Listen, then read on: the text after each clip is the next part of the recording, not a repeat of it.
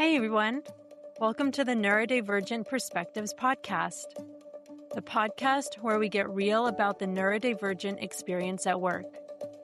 I'm your host, Dr. Allison Leanos, neurodiversity researcher, educator, and deeply passionate about neuroinclusion, who spent years studying one big question. What is it really like to be neurodivergent at work? The answers? Hear from my guests. Let's go. All right, everybody. We have a guest on the Neurodivergent Perspectives Podcast, Ole Brøgger, calling in from Denmark. Ole, would you like to say a few things about yourself? Yeah, hi. I'm Ole Brøgger, and I'm 51 years old. I live in Denmark. I have ADHD, and I was diagnosed very late in life, actually only 2 years ago. And that's how I know a lot of stuff about ADHD over time. And when I got the diagnosis, it really opened my mind how everything was and what went wrong during my life and why my life looked as it looked. You're 51, you were diagnosed a couple of years ago, but it seems that up until that point, you knew that your brain worked differently. Can you tell us absolutely. about what you were experiencing pre-diagnosis? Yeah, very early in life when I went to school, the public school, I felt like I was different from other kids. I was the nerd, and I got bullied a lot in my younger years because I was kind of special. I had other interests. I didn't do sports, and I was, very, very weird in others' eyes. And even my teachers said that I was lazy, I was a daydreamer, I didn't have very good grades, I had difficulties to read, but they didn't want to diagnose me with dyslexia because I was just lazy and I should read more books. And I hated reading books because reading one line, everything just melded together and I had to read it again. So I was a very slow reader and I had a lot of spelling errors. But in third grade, we started to have English, and that was very different. And I loved the language. And over time, I've actually been better to read and write English than I am Danish. Oh, wow, fascinating. Because it just feels more logic to do. And in Danish, we don't have so many rules in our language. Like in the grammar, you just have to know it's like that because there's nothing that tells you why it's like that. So like in English, when you have a house or an elephant, when you use we don't have something similar in Denmark. We have something called en and it, which is almost the same as the other, but there's no rules why it is like that. And it's very difficult, especially for people with dyslexia, to comprehend why is it like that.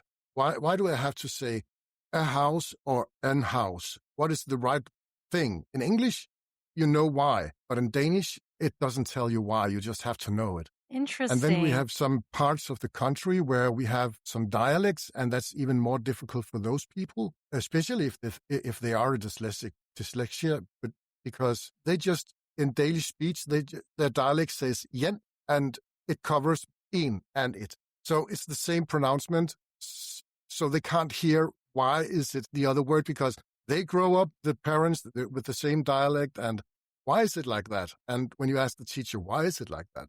They can't say, don't mess with it. Just do it right. Like, don't question it. It is what it is. Yeah. So how old is Danish, the language? It's centuries. It's very, very old. We are a Viking nation, and the Vikings spoke a language called Old Norse, and they spread out to when they conquered parts of England. They almost had 1/3 of the British Isles. They occupied them. And English-speaking people, that was Old English. The English didn't kick out the Vikings. And the language the Vikings stayed. They got married and they mixed the culture with the locals. So So the Vikings and the Old English, they ended up like coexisting together rather peacefully? Yeah, and Old Norse and Old English merged together and became the English you know today. So that was how the language developed into English. Okay. So it So sounds so what I understand when you're talking about learning how to read and write is that you dyslexic also? I never got the diagnosis, but I I taught myself, and when we started to use computers and you had some spell checking, it just made everything a lot easier. Okay, there's a Hmm. red line under the word. Okay, I have to fix it. Right. So it's very, but I think I have a suspicion, and my son, he's 15, he was diagnosed 4 years ago with ADHD. Hmm. And he was also told that he should read more books. He was lazy and he just hated reading books. But Yeah. and he had a lot of problems in school. He couldn't sit still. Then we got him into a program, and he ended up getting the diagnosis. And Hmm. when they were reading the diagnose and told, I was just thinking, they're talking about me. All what he was Wow. going through and all the experiences he has in school. But he was not the weird kid. He was just more hyperactive. I was more silent and would probably maybe 10 years ago have got the diagnosis ADD because I don't have the age like it's outward. It's more inward. Right. So, but I still Right. have the age. It's just 100 thoughts per second where 99 is useless. And that was very distracting. So when I started up my medication, and it was just like, oh, I got silence in my head. So that was a very big thing. And I started to understand more and more about what is ADHD and how does it affect people. And it's very easy for me to maybe spot people. If that's not an autism, that's definitely an ADHD because Hmm. Like you can see it in other people now I that you can know see it more in all. about it. Yeah, I can see a lot of things going on. And Yeah. when I talk to some friends and colleagues, and we are discussing, hey, maybe you should go and get tested for ADHD because you got a lot of things. I won't give you a diagnosis, but you just remind me of a lot of stuff. What was Yeah. going on in my head? So Rodney, who I interviewed in episode 4, was sharing about how he had bosses that had ADHD and they yeah, saw it in Rodney, but Rodney didn't see it in himself yet. But I think it's funny so for example, my son has ADHD also, and he has autism. And it's funny how when it becomes part of our worlds and we start to know more about it, and then I did research on it as part of my dissertation, is that you almost feel like you can spot it a mile away. yeah, You have exactly. this radar for it, and you're like, oh, I think that person's neurodivergent, or I think that Yeah. person. Exactly, and I just see it everywhere, and especially now when my son brings home new friends, and I have been around them for a while. Oh my God, that guy probably also have ADHD. Right, It's getting just like very common around me being weird in your brain and having some kind of diagnose. And right. a lot of people are talking, especially here in Denmark, about maybe people are getting too many diagnoses. But I just see it. It's good for the people if they're getting discovered. I wish I was diagnosed when Hmm. I was 11 or 12 because that my life would have turned out totally different. Right. I was I left school when after 10th, I actually dropped out of 10th grade because I got a Hmm. job and started to work and hey, I can make money here. It's more fun than going to school. Yeah, and reading books and having exams. Yeah. So we have until ninth grade here in Denmark, and then you can choose to go to high school or you can go to more like a technical school where you can learn like carpentry, masonry, plumbing, and you will get a 4-year education. I just started up. Most of the education start with an introduction year where you are on the school bench for maybe 6 months, trying some different things and to see is this something for you. And I tried a lot and went back to having some smaller jobs instead of going to school and jumping back and forth between starting up in an education and going back to school, going Hmm. back to work somewhere.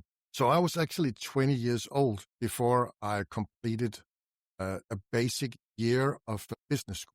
Okay. And then after the 1 year, you will have to go as an intern for 2 years. Hmm. And you are actually paid about half the salary what a fully educated store salesman will be. So, and then you have 3 or 4, about 2 weeks where you go to school and get some more theoretical stuff. But otherwise, it is just working at a store. And I got an internship in a radio photography and computer store. So okay. something like, I think you will probably more be familiar with the Radio Shack in the Yeah. 80s. Yeah.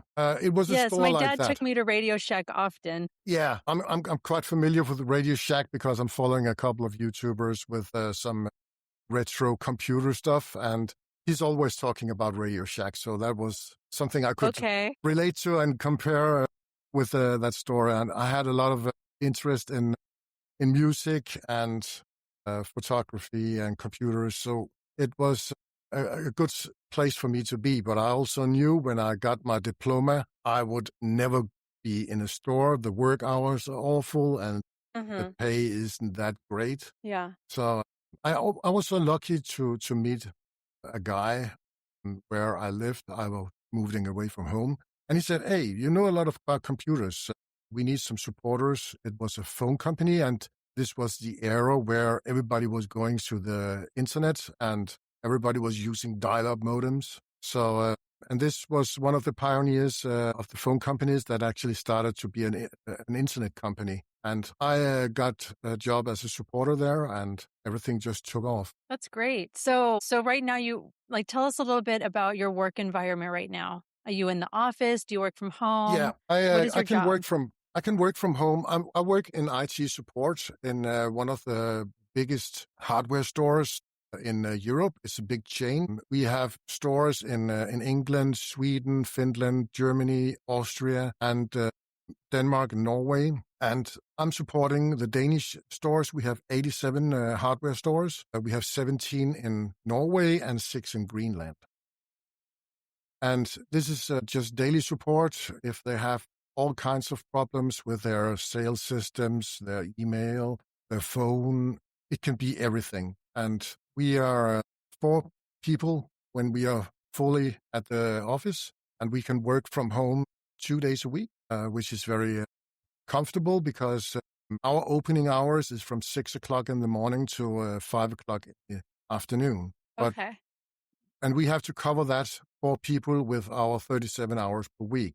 So I love the early shift from 6 to 2 because I'm always waking up early anyway. Once a week, I have a late shift, which is from 9 to 5. And you can call it a late shift, but it is a later shift than the other ones. Yeah, I like that. I'm a morning person also, and my mind works better in the morning. So I prefer doing really important things earlier in the day because as the day goes on, my executive functioning starts to a negative slope, I guess. Yeah. Would you say, so with your ADHD and the fact that you work in IT, but let's say you wake up, you're ready for a day of work, the fact that you don't really know what kind of problems that you're going to have to fix that day, do you feel that feeds your ADHD? Like the unknown, the mystery, every day is different? Basically, my day is the same, which is I'm very comfortable with. It's almost the same questions people are asking, and I can just work the support by routine. Yeah. And when there's something new, I haven't heard about this problem before, then it starts to get interesting, and I will just dive in with everything I got to try to solve this problem. But I was developer for almost 20 years, where I have been a programmer, and everything just moves so fast, and I couldn't keep up because every time I did something, we have to do this in a new way. But I just learned it, and everything works. Why should I do it? Yeah, but this is just a lot better, so now we just have to do it. So it was always about self-educating new stuff that just did the same thing, but in a different way. And I just ended up getting stress. I have been sick with stress for twice, and both times it's basically cost me my job. Wow. So There's very little mystery. You kind of know what you're going to expect. And yeah, then occasionally something interesting will come along. I mean, that's good for your your mental health, your cognitive health. Is that like kind of warm and comfort environment for working in? yeah. So Yeah. just the I know what to expect during a day. I know a lot of the people that calls. It's sometimes we have the daily caller, which is the same person that always calls because she has the same problems every day. And There's like the repeat offenders, like, oh, yeah, so and so's calling again. we got a couple of Patreons. I love that. Patreons. I love it. Yeah. So, but also a couple of other special thing. And now the time difference between Denmark and Greenland is 6 hours. So Okay. when they call at our lunchtime, we just have to remember. I can see on the phone number this is a Greenland thing, and then I just have to remember to say good morning when they Right. call. Okay. So, do you remember your first experience navigating the workplace as someone with ADHD and dyslexia? Yeah, especially when developing, because it takes me a long time to learn new stuff. Mm-hmm. And I want to go in depth with what I know and just be better at doing what I already know. But when when they come and say, hey, you got to do this in a different way.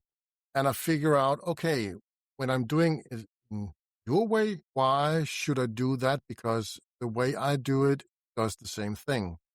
Yeah, but this is more modern and it's better code and all that stuff. And I just got kind of annoyed. But I went along and did what I was told to do and spent a lot of time learning new stuff again. And then made a project and built that, and everything worked as it should. And then there was a new thing. We have to do it this way. And it just accelerated. So the timeline between doing things in a new way, it just got tighter and tighter. So I couldn't keep up with it. Mm-hmm. My brain couldn't comprehend. And that was something, reading documentation. Every time I had a question and I asked my colleagues, they said, oh, just read the documentation. I hate reading. Can't Like, you you just don't get tell it. me? That's Yeah, what I'm just trying to tell me. avoid. Yeah, just tell me what to do and show me what you're Right. doing, and then I will Yeah. understand, because I need it visualized. If people can visualize it, and the dawn of YouTube, when there was so much content on YouTube, and you could just go to YouTube and, hey, okay, that's how it works. Damn, that was good, and then I can Yeah. do it. But getting 30 pages of documentation, hey, read that. No way. I'm not doing that. I don't blame you. I don't know if I would do that either. But it sounds like you're a visual learner. Yeah. In terms of when you think about your learning style, that you're a learn by doing and you're a visual learner. So rather than reading a 30-page instruction manual, Yeah. you're like, hey, someone show me how to do this, or let me drive the process so that I can learn by doing. And that's just how you're able to add to the success of your career path when learning these new technologies. Yeah. And especially with manuals, I only open a manual when things go wrong and something doesn't work. Mm-hmm. Yeah. Then it's like a go-to thing, and I can just look up, oh, that was the problem. Okay. And manuals with no drawings, if it's just text, they just go. Yeah. Yeah. So when you see like an error message, you're like, okay, what does this error message mean? Go to the manual. Oh, it means this. But then Yeah. how to fix it, you're like, okay, where's the picture or where's the Yeah. YouTube video? Exactly. And now we got so many good tools, and Yeah. I'm getting a bit teased about going back to programming. I have my own little company next to my job where Mhm. I have developed a member system for gun clubs. It's very unique. I have 62 Danish gun clubs on my system, and Gun we clubs have like very for like firearms? yeah, we have very strict firearm laws here in Denmark. You can't Mhm. carry a gun. You can own a gun, but you needed to own it by a purpose. So you need a membership of a gun club. If you want handguns, you can also get a hunting license, and you can get a rifle. So very strict laws, but with gun clubs, you have to be a member for at least 2 years before you can buy a gun. Okay. And bring it home. And you're only allowed to have it in a safe back home. And you can only take it out of that safe if you're going to transport it to the gun club or a tournament or something like that. Oh, okay. And it has to be in a locked box while you're driving in the car. At one point, they actually said that ammunition should be in a separate box to the gun. So it's very strict.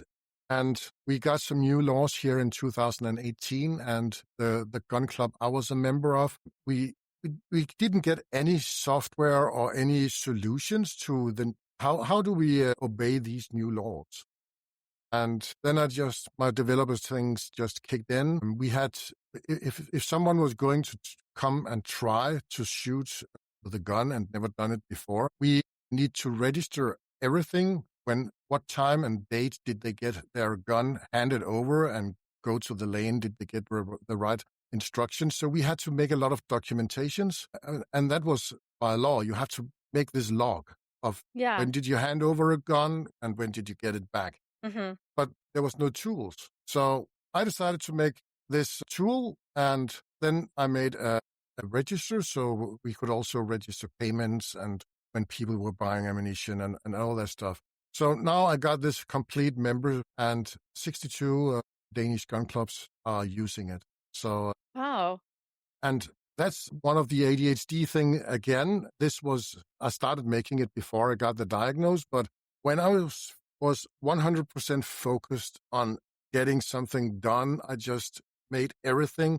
I read all the laws about what are we going to make in this system so we can do what the law requires. Right. And make it as easy for the gun club as possible for the people who are sitting there and servicing the people that are coming to have fun shooting. Yeah.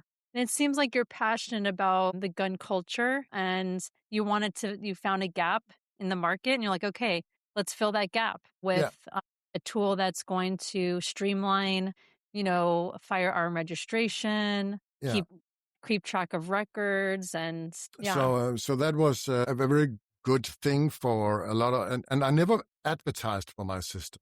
Mm-hmm. It was always some people from other clubs that heard that what is that you're using there? We want that too, and then they contacted me.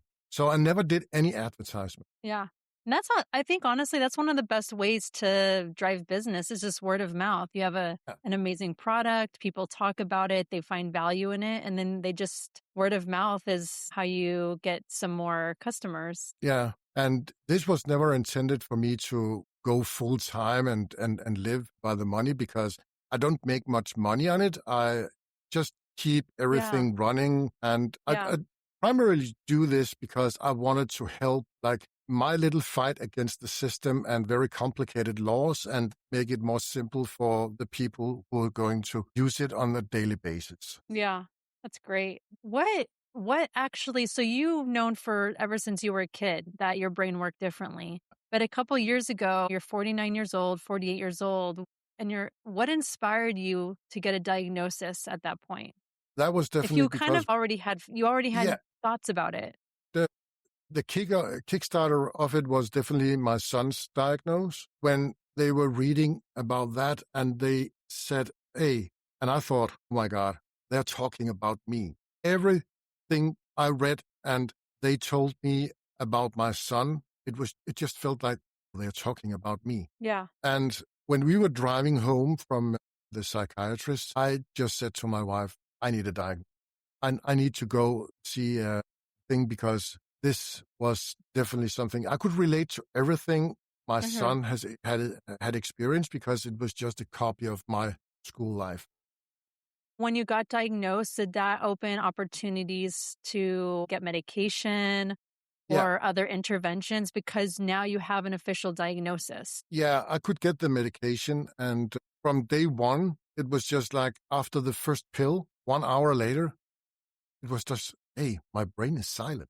What's going on here? One thing I was afraid of was losing my creativity because all these thoughts were I thought they were helping me to be creative. Right. But I also had the same problem as a lot of people with ADHD. We start a lot of stuff, but never finish it. So it's always projects here, and we only work on it as long as it is interesting for us. And then we just, now it's boring. Okay, maybe it doesn't matter. So, but now I can actually get them done. Yeah. I could only get things done if it was something that really interested me, like when my YouTube channel kicked off, which is also something I do on my time off work. It's still interests me, and I love doing YouTube videos. I love doing my miniature painting, my terrain building, and all that stuff, and show people how to do it. And start also to get a couple of sponsorships and make some reviews of some 3D printers and laser cutters. And it is a huge interest to me. So that's just what's keeping motivating me. And I started YouTube before I was diagnosed, but the difference between then and now, that's a huge difference, because now I can actually get things done faster, and I don't run with 5 or 6 projects at the same time and getting stressed of, oh, when should I complete this? Oh, I also need to this. Now I can just make one project and then go from beginning to the end. How did you calm the noise in your head before you had your diagnosis? I drank a lot of coffee. So coffee almost was like an antidote. Yeah. People were just saying, how can you drink a pot of coffee at 6 o'clock in the evening? How do you sleep? But it just made me tired. Yeah. The more coffee I was drinking, the more tired my brain was, and it was like calming down my brain. You're like, this is my NyQuil. Leave my coffee alone. Yeah. It's helping me sleep. So, but after I started my medication, I have cut drastically down on coffee. Now I just drink maybe 2 or 3 cups a day. Yeah. Yeah. But before that, it was 2 or 3 pots per day. Oh my gosh. I can't even, it makes my stomach hurt just thinking about it. Yeah. And it was very strong coffee. Yeah. So it was not just like, the Americano, a cup of Americano. Yeah, it's like an espresso. Oh, Americano, yes. Americano, yes. Like that's very, it's very concentrated, strong, but potent coffee. It is actually an espresso, which is just like you have a cup this size and then you have this much coffee in it. Yeah. This isn't espresso. And the Americano, you just put in boiled water to thin it down a bit. Yeah. That was actually something that was invented during World War II in Italy, because when the Americans liberated Italy, they stayed there for a while. And in Italy, they drank a lot of espresso. But these American soldiers was just too strong, and they always asked to get some boiled water in that coffee. Just to water it down a little bit. Yeah, so that's why it's called an Americano. Oh, okay. I didn't know that. I knew that an Americano was a watered down espresso, but I didn't know the backstory. Yeah. Talking to you, it seems like you have an affinity for history. Yeah, I love history and language and everything that has a story to tell. And I like to figure out why things are as they are. So if there is a story behind something, I want to explore more. Do you think that also is part of your learning and working style, is especially when you're trying to learn new processes or technology, is, okay, well, how can I understand this more? Like, what is the backstory? Like, why are we doing this? Or how is it going to make improvements in the way that we do things, and really developing a story around it? Yeah. And that's how my brain just works. I need some backstory for what I'm doing. And if there's no purpose of doing it, I don't see any reason why should I do it. So I always need a good reason to do stuff. And people have to explain me, why do I have to do it this way instead of the way I know? And if they can't tell me, it's like, okay, my brakes I just step on the brake right away and push it away or ignore it, because if there is no purpose on doing it, then I don't want to do it. I need a reason why I have to do it. Right. Do people at work know that you're neurodivergent? Yeah. And my team manager is also with ADHD. And a lot of people understand why people have ADHD, and it is previously it was like a topic you didn't talk about, like it was a taboo to have a diagnosis. But now people are talking very openly about it. And with my previous, he's my previous team manager now. I just got a new one.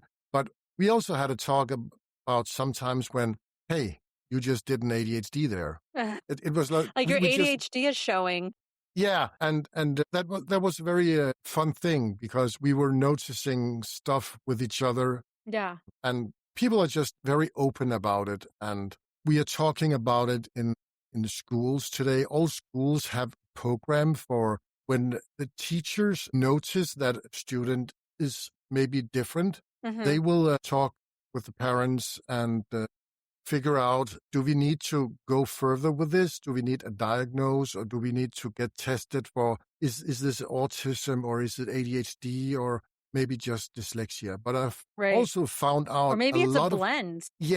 And I found out a lot of people that are diagnosed with dyslexia early on will probably, maybe an 80%, get a diagnosis of autism or ADHD later in life. Because I think my dyslexia, or if I think I have a dyslexia, but if I got it diagnosed when I was a kid, I think the reason why I had it was because of my ADHD, because I was losing focus when I was trying to read. The letters would just go together because there were so many impressions going from left and right. And so I think the cause of dyslexia is either because you have ADHD or autism, or maybe both. That's such an interesting thought. So I have an 8-year-old son who has ADHD and dyslexia, and he has homework. When we have to do his homework at home, he will actually sometimes ask for the TV to be turned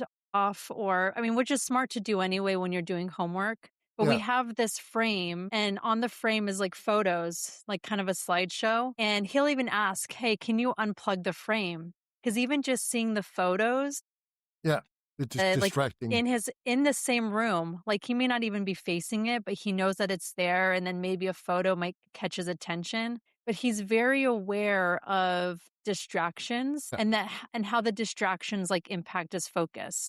I mean, which is, I mean, for an 8-year-old, I feel like is pretty profound that he's like very self-aware. And then he also chooses to sit in front of the classroom, like the front row, to minimize distractions that like may be happening behind him. Yeah. And that's almost the same thing with my son. He can't stand. Usually you hear ADHD people, they're messy and they just throw things around and they never clean up. But I have always been putting things in system because I couldn't find my stuff if it wasn't in a specific system. And my son is the same thing. On his room, he has a desk with his computer, he has his bed, and then he has another small cupboard where he has his 2 geckos. And that's it. There's nothing on the walls and no distraction. And usually he just rolls down his curtains. So everything, even some small decorative stuff I did for him, it was just put in a drawer because when he was sitting at the computer or playing a game, it would just draw his attention. So he doesn't need anything, just white walls, and then he can focus on his computer. Yeah. Which I feel, if you think about Scandinavian design, is very simple and like... Yeah, very minimalistic. Very minimalistic, which definitely is great for people with ADHD to minimize their distractions. Yeah. But you mentioned something about how the stereotypical, when people think of someone with ADHD, the stereotype is piles and mess and a little, like chaos. But there's also a different flavor of ADHD, which is, like you said, your flavor of ADHD is more internal, like racing thoughts, difficulty focusing and paying attention, daydreaming. So, which makes me wonder, like, what do you wish people knew about neurodivergence that they don't? I wish that people would be more understanding when someone comes up and tells, hey, I got the diagnosis with ADHD. Oh, you're one of those that crawls on the wall. That's just the first thing sometimes I hear. Running around the walls like a squirrel on caffeine. That's sometimes the reaction I get from people when I tell them that, hey, I got ADHD. Right. You can't sit still. You're going to get the zoomies. Yeah. But if people could understand more that there is also other types of ADHD, like the one I have, where it is inward, it's just the thoughts that are hyperactive in my head. And maybe my leg is just jumping and I'm fiddling with something, but it will never get more into that. Like my son is more like that hyper. You get those hyper things occasionally, but he haven't been that pronounced with it. In school, he had very difficult sitting still. So he is more with what we call the big H, where I have small H. Oh, yeah. Okay. And and I think a lot of maybe girls are very difficult to diagnose or discover that they have ADHD. But now my daughter, she's turning 18, and I'm positive that she also will get the diagnosis with ADHD. And it is more like the one I have where it's inward. She was more like all of her life, she has been very introvert and a silent. And her teachers always complain about, hey, you're just too silent. You have to speak more and stop daydreaming, which also was one of the things we heard. But she has always been okay at doing her schoolwork and keeping up, but very antisocial. So keeping her for herself and having difficulties to make friends because she was always afraid to do something wrong. And that is, again, something I always felt when I was young. I was always afraid to do something wrong. So I wanted it to be good at the things people were telling me I was doing wrong. Right. So when people would tell you you're doing something, you're not doing this right, like, for example, the reading or the paying attention. Yeah. It was something that you wanted to be better at. Yeah. But it was very difficult to be good at it because I was getting too distracted from other stuff.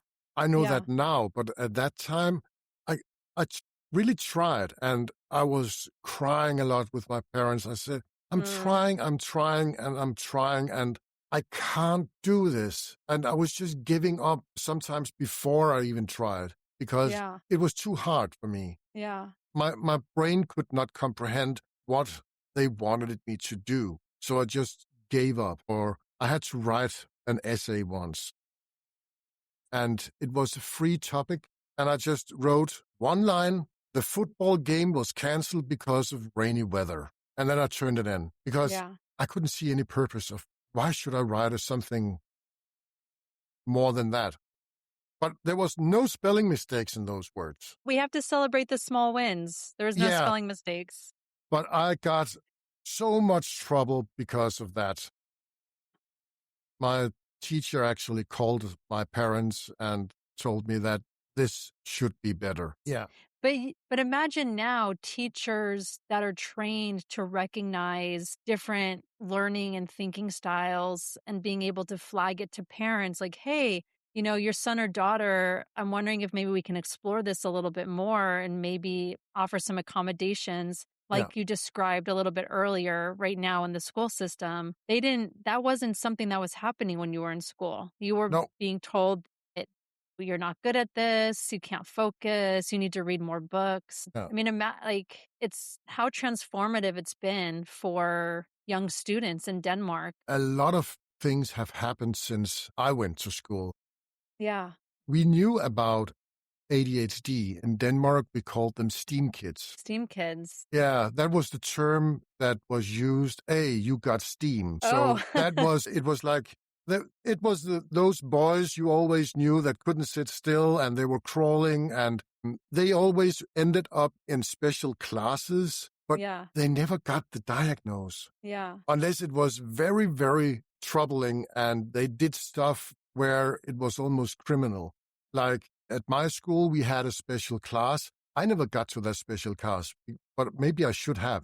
But in that special class, there was some kids that really got in trouble. Some of them even hit a teacher. And oh, wow. Yeah. In Denmark, they are very tolerant about things. And they really stretch long before they do something. Yeah. But he actually got diagnosed with what they call, he's a STEAM kid, because he was one of those. And then they could get some medication. I don't know what kind they got at that time, but it is very different today. I think in every average class here in Denmark, maybe 3 or 4, maybe 5 kids have some sort of diagnosis. Right. Do you find that now that there's this increased support and awareness in the education system in Denmark, are you seeing that translated into the corporate environment? So, for example, are people leaders and managers and executives trained or aware to recognize it in their team members? And are there support systems? Yeah, I think some workplaces have a lot of focus, especially in IT and development. So some of the tasks that are good for people with either autism or ADHD, they will get more of that instead of getting the things where we lose focus. And I actually requested to get involved in less meetings, because if we have 1 hour meeting, like a staff meeting or something, maybe 5 minutes of that hour is interesting for me. I just want to get out of there. The fact that you could request to be in less meetings, for people who are neurodivergent, especially depending on the company, is it up to the person to self-disclose or self-advocate? Or would you say some companies are more ahead of the curve and anticipating accommodations that might be necessary?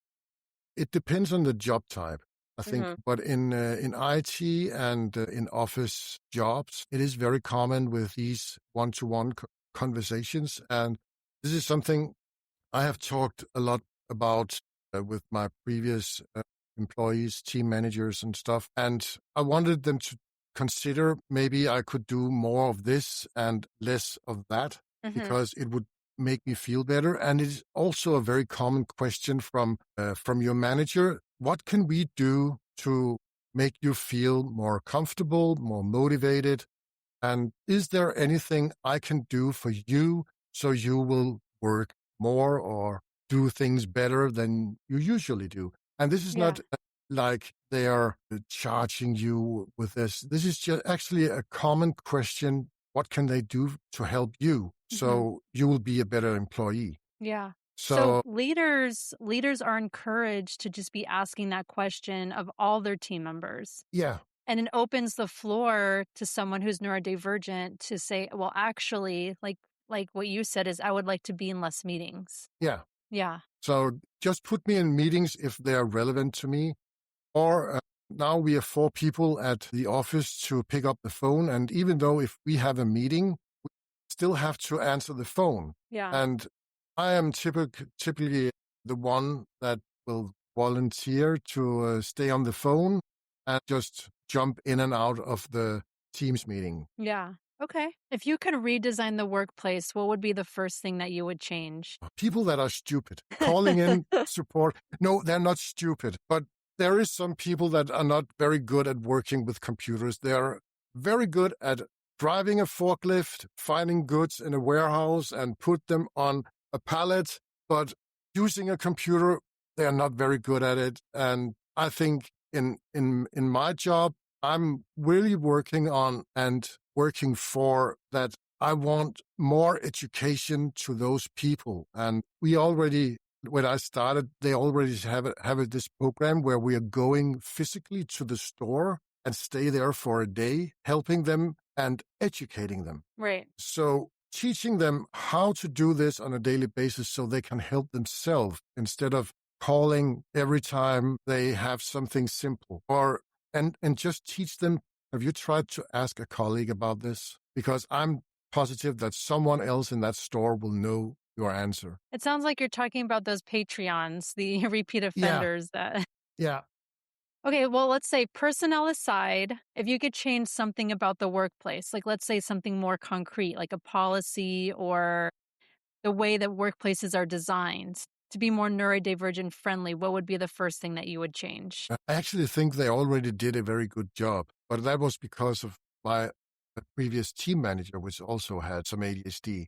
Yeah. We got some more noise screens. We are 4 people in the same room, and it can be very noisy when 4 people are talking in the phone at the same time.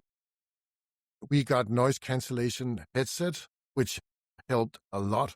We got them when I just started here last year, so it's still a job that's pretty new to me. And that changed a lot that we got this instead of the standard headset. One thing, we have glass walls into a hallway where there's a lot of traffic going on and people are going back and forth. And that can, for me, be very distracting.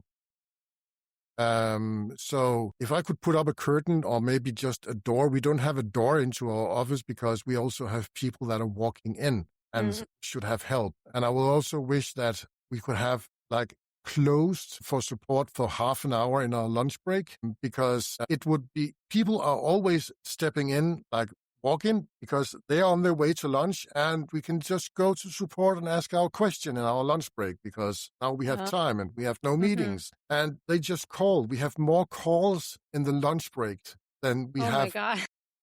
Everyone's been putting off their calls. Yeah, and people just don't comprehend that, hey, the supporters also need to go to lunch. Right. And we just go in shifts. So 2 is going to lunch and then the other 2 will stay on the phone and then we will switch. So it's not a big problem, but we just get so many more calls in that lunch break. Wow. It's almost like you want to look forward to your lunch break, but it seems like you almost dread it a little bit. Yeah. And you just feel sorry for your colleagues that have to pick up more phones. Yeah. What advice would you give to other neurodivergent adults? If you're just the slightest suspicious about having something like ADHD or autism, go see your doctor and get tested to get that diagnosed.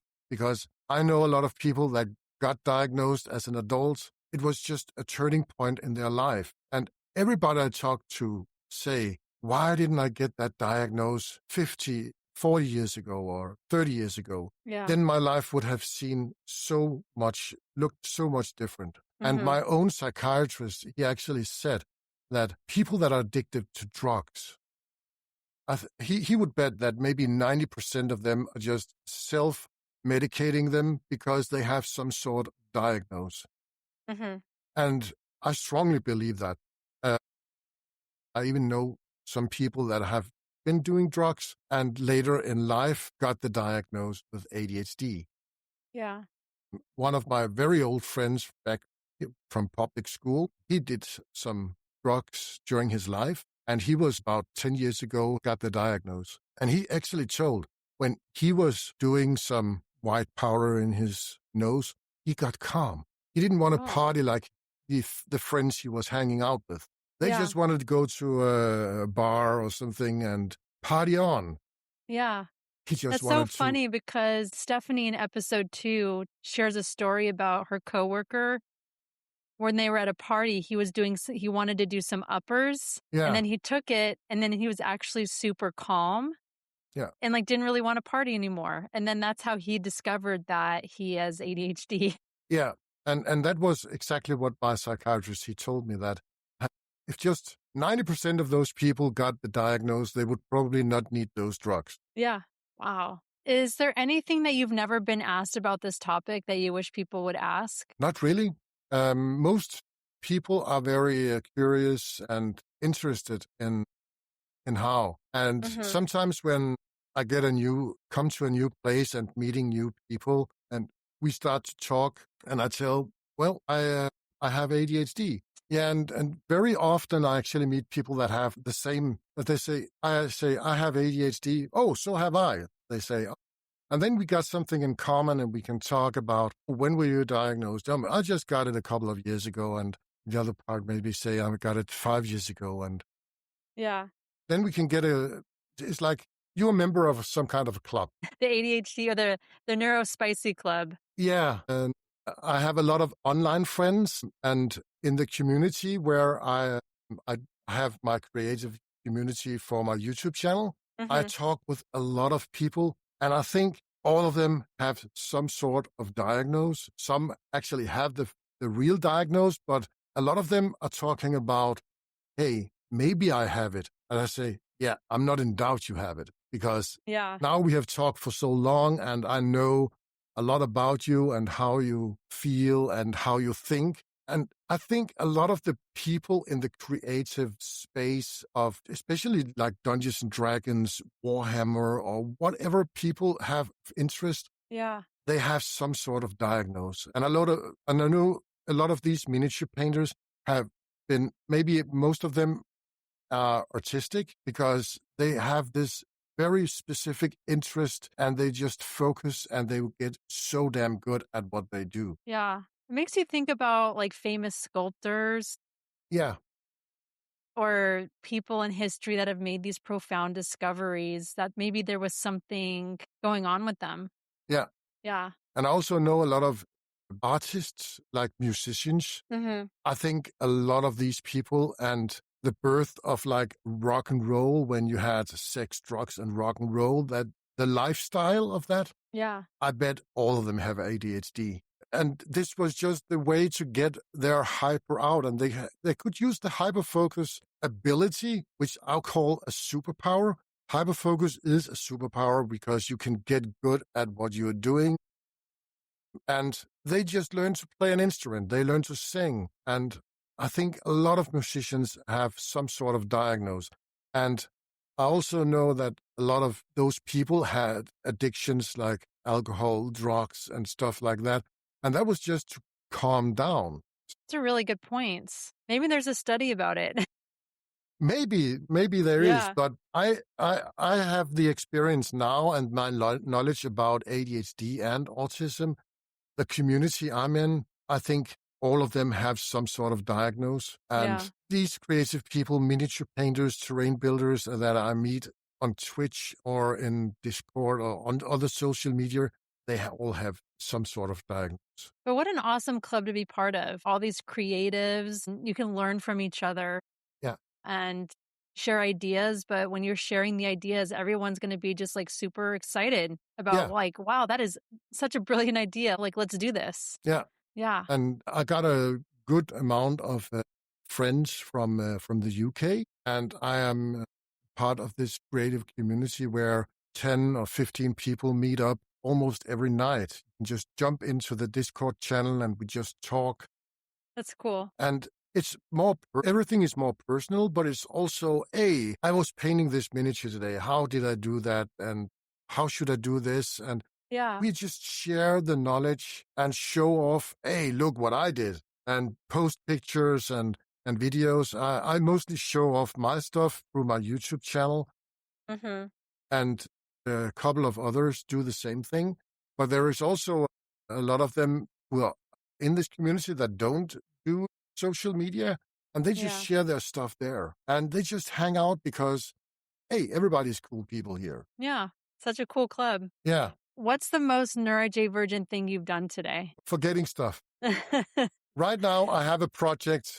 I am building an extra wall so I can expand my workshop in my garage, and I can't find my tools because when I'm working and I'm bringing my tools from my workshop to another place, I can't find them anymore because I just leave them here and there because I have to do something else over here. So I think that is the biggest problem, is just leaving my tools because I break my own system in where my tool goes. But Ole, it was great to have you on. I really enjoyed hearing about your story and your experience, and also being in Denmark, the experience, what it's like there. And I appreciate you. So thank you for being a guest on the show. Well, thank you for letting me be on the show. I really enjoyed this. And yeah, I love to talk. And this is maybe the ADHD kicking in again, talking and babbling a lot. I'm cool with that. Yeah.